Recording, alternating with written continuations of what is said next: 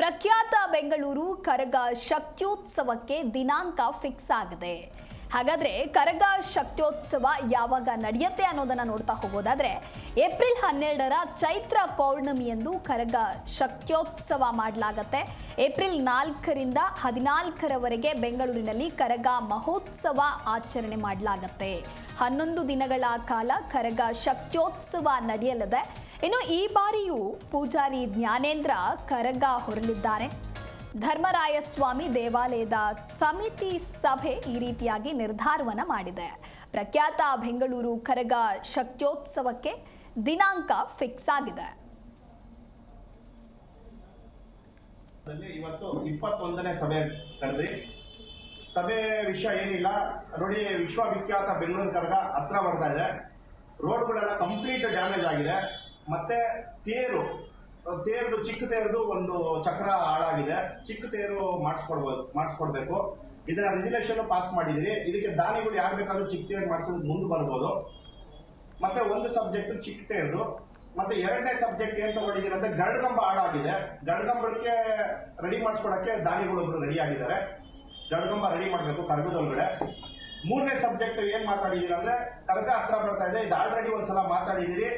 ಈ ವರ್ಷ ಕರಗ ಬಂದ್ಬಿಟ್ಟು ಶುರು ಆಗೋದು ಏಪ್ರಿಲ್ 4ನೇ ತಾರೀಕಿಂದ ಅಲ್ಲ ಸಮಯ. ಏಪ್ರಿಲ್ 4ನೇ ತಾರೀಕು ಧ್ವಜಾರೋಹಣ ರಾತ್ರಿ. ಏಪ್ರಿಲ್ 12ನೇ ತಾರೀಕು ಕರಗ, ವಿಶ್ವವಿಖ್ಯಾತ ಬೆಂಗಳೂರು ಕರಗ ಏಪ್ರಿಲ್ 12ನೇ ತಾರೀಕು ಚೈತ್ರ ಪೌರ್ಣಮಿಗೆ. ಅದ್ರ ಬಗ್ಗೆ ತೀರ್ಮಾನ ಮಾಡಿದಿರಿ. ಕರಗ ಹಾಕೋದು ಈ ಸಲ ಜ್ಞಾನೇಂದ್ರ ಸ್ವಾಮಿಗಳೇ ಲಾಸ್ಟ್ ವರ್ಷ ಅಂತಾನೆ ಹೇಳಿದ್ದಾರೆ. ಮತ್ತೆ ಎಲ್ಲರೂ 15ನೇ ವರ್ಷ ಈ ಸಲ ಅವ್ರದ್ದು. ದಯವಿಟ್ಟು ಎಲ್ಲರೂ ಸಹಕರಿಸಬೇಕು. ಮತ್ತೆ ಎಲ್ಲ ಜಿ ಕನ್ನಡ ನ್ಯೂಸ್ ಈಗ ನಿಮ್ಮ ಮನೆಯಲ್ಲೇ ನೋಡಿ. ಎಲ್ಲ ಕೇಬಲ್ಗಳಲ್ಲಿ ಈಗ ಲಭ್ಯ.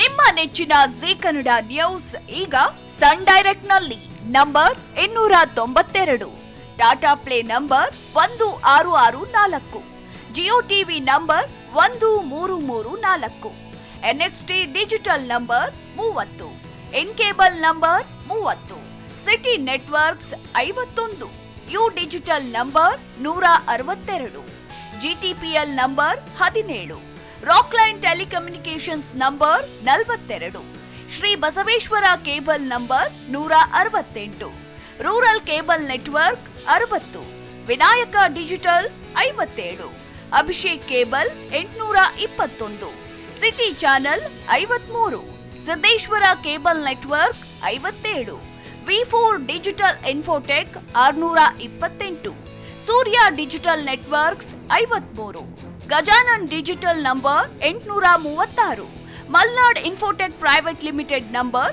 56, Metrocast number 830, victory digital number 167ರಲ್ಲಿ ನೋಡಿ ಆನಂದಿಸಿ.